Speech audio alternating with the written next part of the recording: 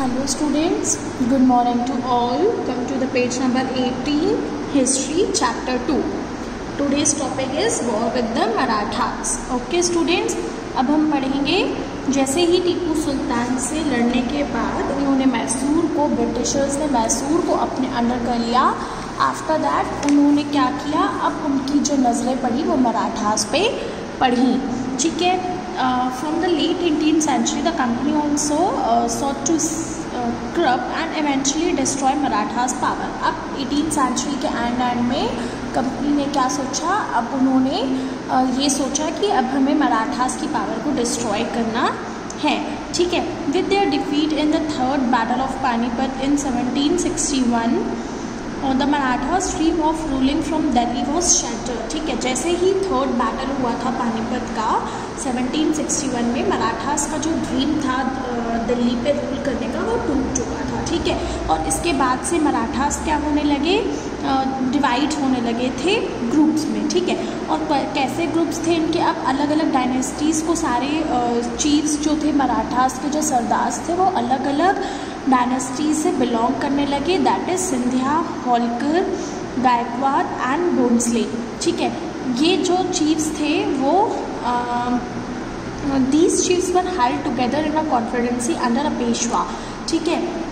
कॉन्फिडेंसी मतलब होता है अलायंस. ये लोग एक अलायंस में थे, दैट इज़ पेशवा. ठीक है. इन लोगों ने क्या बनाया हुआ था, मिनिस्टर बनाया हुआ था जो कि इनकी पुणे पे बैठ के हेड करेगा इन सबको और इनके एडमिनिस्ट्रेशन को हेड करेगा. ठीक है. Marathas Mahadji Scindia and Nana Phadnavis were two famous Maratha soldiers and statesmen of the late 18th century. ठीक है. दो मराठास के जो ग्रेट फेमस सोल्जर्स थे, that is Mahadji Scindia and Nana Phadnavis. ठीक है.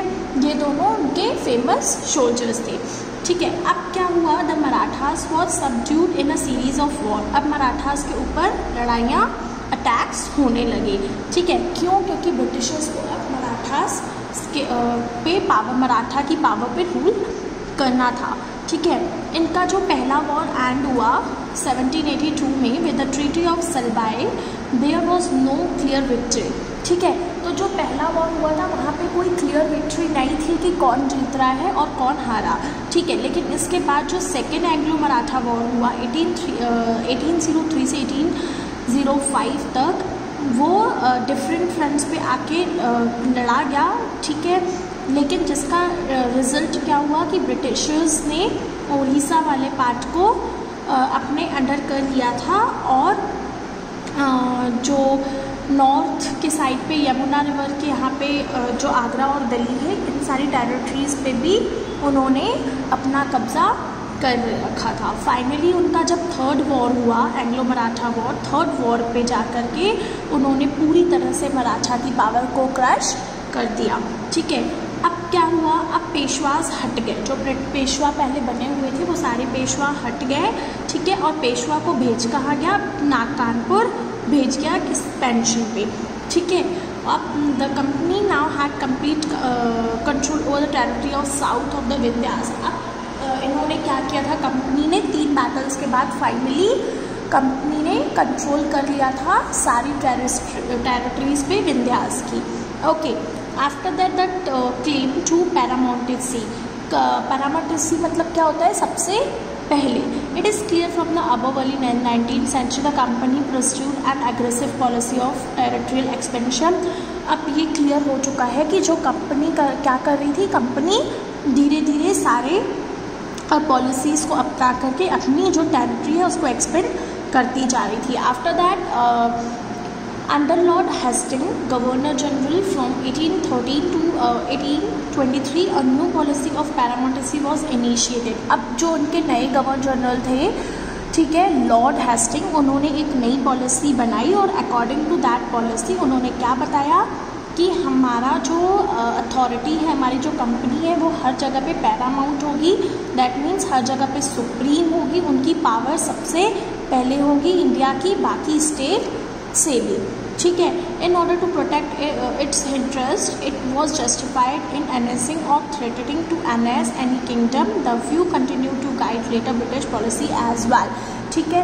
इन्होंने क्या किया कि जितने भी हमने कब्जे किए हैं या फिर जितना हमारे किंगडम, इंडियन किंगडम के कब्जे में है, सारों के पहले हमारी जो कंपनी है वो हमेशा पैरामाउंट रहेगी, ठीक है। हमारी कंपनी हमेशा प्रायोरिटी पे सुप्रीम रहेगी। This process however did not go and challenge, ऐसा नहीं था कि ये जो प्रोसेस थी इसको चैलेंज नहीं किया गया, ठीक है। ब्रिटिशर्स की इन पॉलिसीज़ को एक कित्तूर के वहाँ पे कित्तूर में एक जो कि आज कर्नाटका में है, वहाँ पे एक थे रानी चन्नामाना, वहाँ की रानी, उन्होंने क्या कर दिया, उन्होंने ब्रिटिशर्स के अगेंस्ट, उनके इस मूवमेंट के अगेंस्ट आवाज़ उठाई, लेकिन उनको क्या कर दिया गया, उनको 1824 में अरेस्ट कर दिया गया और फिर वो जेल में ही मर गई थी 1829 में, ठीक है। लेकिन उसके बाद भी इस रेजिस्टेंस को कंटिन्यू रखा किसने, रायना ने। रायना थे जो एक चौकीदार थे संगरौली के, संगरौली इन द सेंस कित्तूर था, जो कित्तूर कर्नाटका में है, ठीक है। इनके जो संगरौली आता है वहाँ पे एक पुअर चौकीदार थे जिन्होंने इस रेजिस्टेंस को कंटिन्यू रखा और इनको भी फिर इन्होंने काफ़ी सारे ब्रिटिशर्स के कैंप्स और रिकॉर्ड्स को डिस्ट्रॉय करा, ठीक है, काफ़ी सपोर्ट किया। लेकिन आफ्टर दैट इनको भी पकड़ लिया गया और इनको फांसी पे चढ़ा दिया गया था 1830 पे, ठीक है। You will read more about सर्वल cases of resistance in this book. हम आगे भी और ऐसे बहुत सारे केसेस को पढ़ेंगे स्टूडेंट्स, ठीक है। After that in the late 1830s, अब 1830s तक हमने देख लिया। आफ्टर द डेथ ऑफ रायना, ईस्ट इंडिया कंपनी क्या, अब जब उन्होंने पूरी तरह से मराठास पे कंट्रोल कर लिया, ठीक है, तो अब क्या हुआ, अब इनको कंपनी को ये डर न लगने लगा कि जो रशिया है वो काफ़ी ज़्यादा एक्सपेंड करती जा रही है और अगर रशिया ने एशिया के अक्रॉस इंडिया में एंटर कर लिया और हम नॉर्थ वेस्ट की तरफ आ गई तो काफ़ी ज़्यादा प्रॉब्लम हो जाएगी उनकी कंपनी को। तो अब उन ब्रिटिशर्स ने क्या किया, अब उन लोग क्या करते थे, नॉर्थ वेस्ट को सिक्योर करना चाहते थे, तो उन्होंने क्या किया, they fought a prolong war with Afghanistan between 1838 and 1848 and establish indirect company rule there. तो अब इन्होंने नॉर्थ वेस्ट पे अपना कब्जा करना स्टार्ट कर दिया।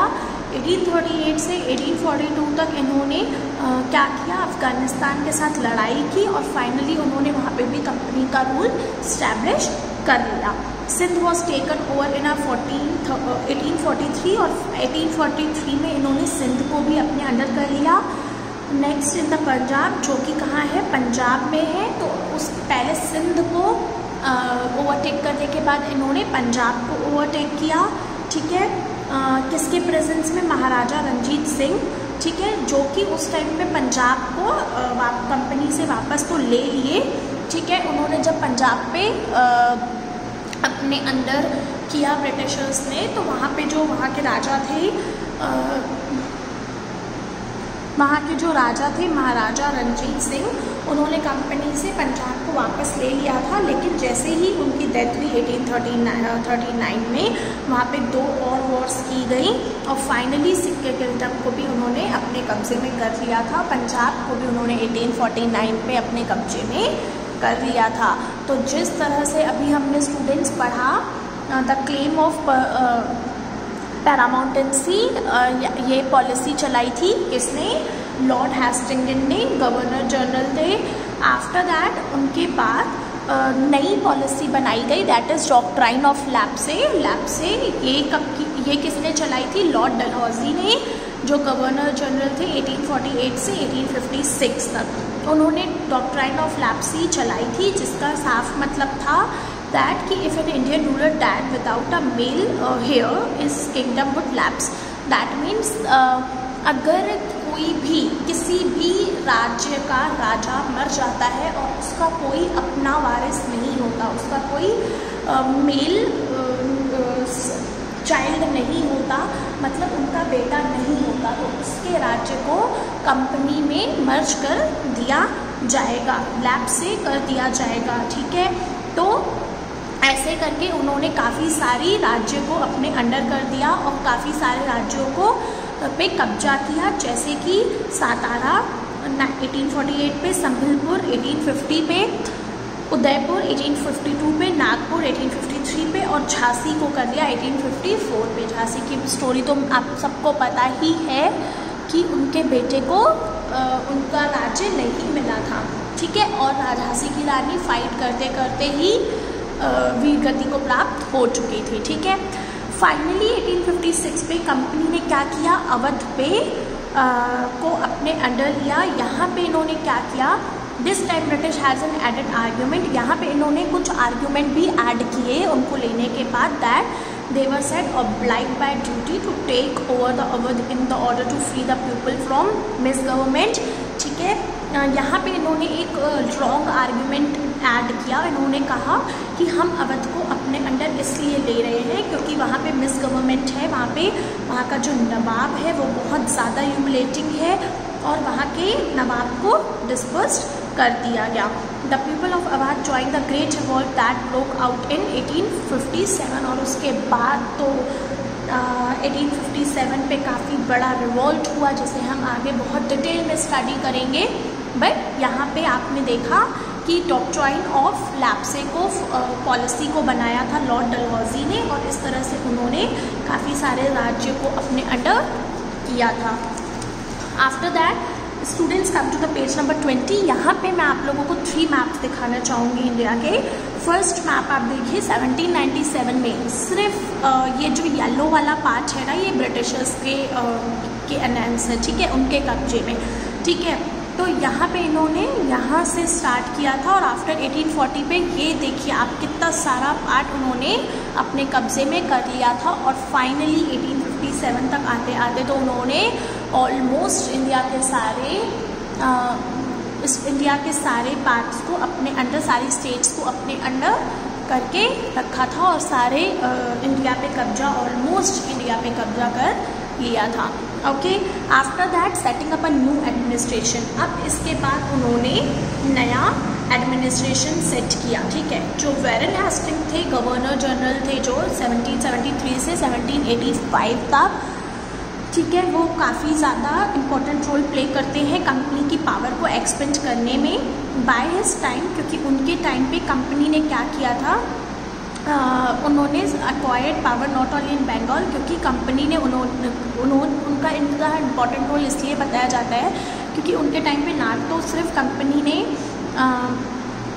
पावर एक्वायर की थी बंगाल की, बॉम्बे को but also in Bombay and Madras, but उन्होंने बंगाल के साथ साथ मद्रास और बॉम्बे पे भी कब्जा करके रखा था, ठीक है। अब British territory broadly divided in administration using presidencies. अब जो ब्रिटिश की टेरिटरीज थी वो डिवाइड हो गई थी कुछ एडमिनिस्ट्रेटिव्स पे, जिनको हम प्रेसिडेंसीज कहते हैं। तो 3 प्रेसिडेंसीज बनाई गई, that is Bengal, Madras and Bombay, ठीक है। Each was ruled by the governor. सब लोग का जो रूल होगा वो गवर्नर होगा सबका, जैसे हम गवर्नर जनरल कहेंगे, ठीक है। और सबसे पहला जो गवर्नर जनरल था वो था वैरन हेस्टिंग, सबसे पहला जो गवर्नर जनरल था जिन्होंने एडमिनिस्ट्रेटिव रिफॉर्म को इंट्रोड्यूस किया था। From 1772 under new system of justice was establish. अब 1772 से एक नया सिस्टम इस्टेब्लिश किया गया, ठीक है, जस्टिस का, जिसमें उन्होंने क्या बताया कि हर एक डिस्ट्रिक्ट पे 2 कोर्ट होंगे, that is criminal court and civil court. Criminal court यानी फौजदारी अदालत, सिविल कोर्ट यानी दीवानी अदालत। Maulvis and Hindus pandit interpreted Indian laws for the European district and collected who decided over civil courts, ठीक है।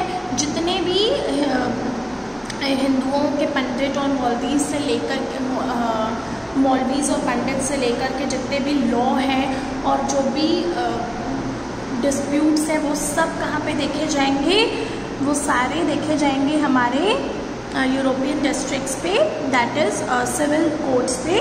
और जो क्रिमिनल कोर्ट्स हैं वो किसके अंडर आएंगे, काजी एंड मुफ्ती के।